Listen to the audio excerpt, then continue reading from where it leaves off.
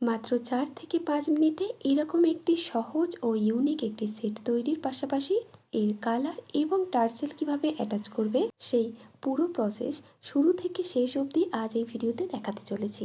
আশা করছি যারা একেবারেই ক্লিয়ার কাজ জানো না তারাও কিন্তু এই ভিডিওটি দেখে এরকম একটি সেট খুব সহজেই বানিয়ে ফেলতে পারবে। এর জন্য মোল্ডেড ক্লের একটা প্যাকেট নিয়ে নিতে হবে, আর এর মধ্যে দেখবে দুটো কম্পোনেন্ট থাকবে, একটা রেজিন আর হার্ডনারের। এই দুটোকেই কিন্তু সমান সমান পরিমাণে নিয়ে ক্লেটাকে আগে খুব ভালো করে মাখতে হবে। এরপর ফুলের একটা বেস তৈরি করে নিতে হবে। তো তার জন্য দেখো অল্প কিছুটা ক্লে নিয়ে সেটাকে আঙুল দিয়ে ঠিক যেভাবে দেখালাম ওভাবে প্রেস করে বা তুলে দিয়ে ওরকম বেলে একটা গোল বেস তৈরি করতে হবে।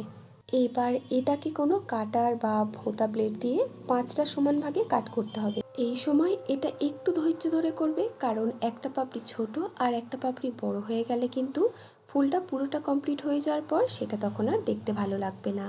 এরপর সেটা ধারের দুটো করে সাইড হালকা আঙুল দিয়ে প্রেস করে করে এভাবে কিন্তু পাপড়ি শেপ দিয়ে দিতে হবে। আর এরপর দেখবে জিনিসটা ঠিক এরকম দেখতে হবে। এরপর অল্প একটু ক্লে গোল করে সেটার একদম মিডিলে বসিয়ে দিতে হবে। এই বসানোর সময় তোমরা কিন্তু অল্প আটা ব্যবহার করতে পারো।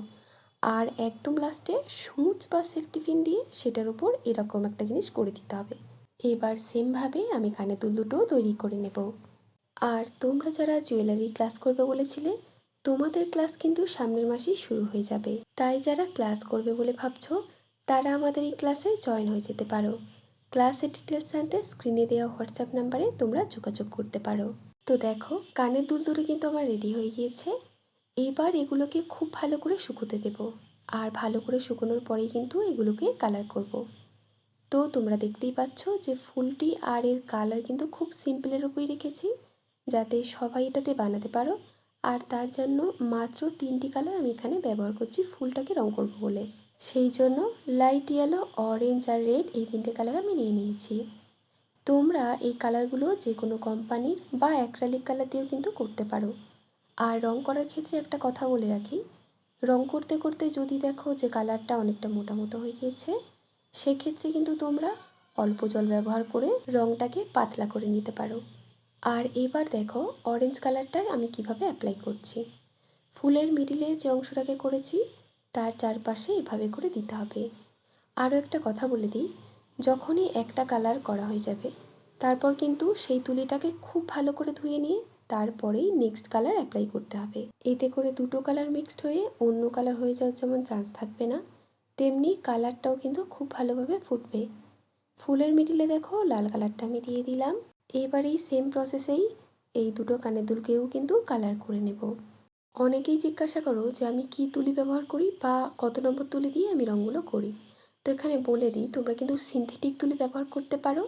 আর আমি এখানে 4 নম্বর তুলি দিয়েই কিন্তু পুরো কালারটা কমপ্লিট করেছি।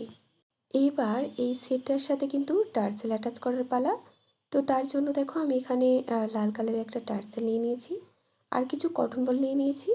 এবার এই কটন বলগুলোকে এক এক করে এই টার্সেলের মধ্যে দিয়ে টার্সেলটা কিন্তু রেডি করে নিতে হবে। আর সেটার সাথে অ্যাটাচ করার জন্য এখানে একটু ক্লে আর একটু গ্লু নিয়ে নিয়েছি।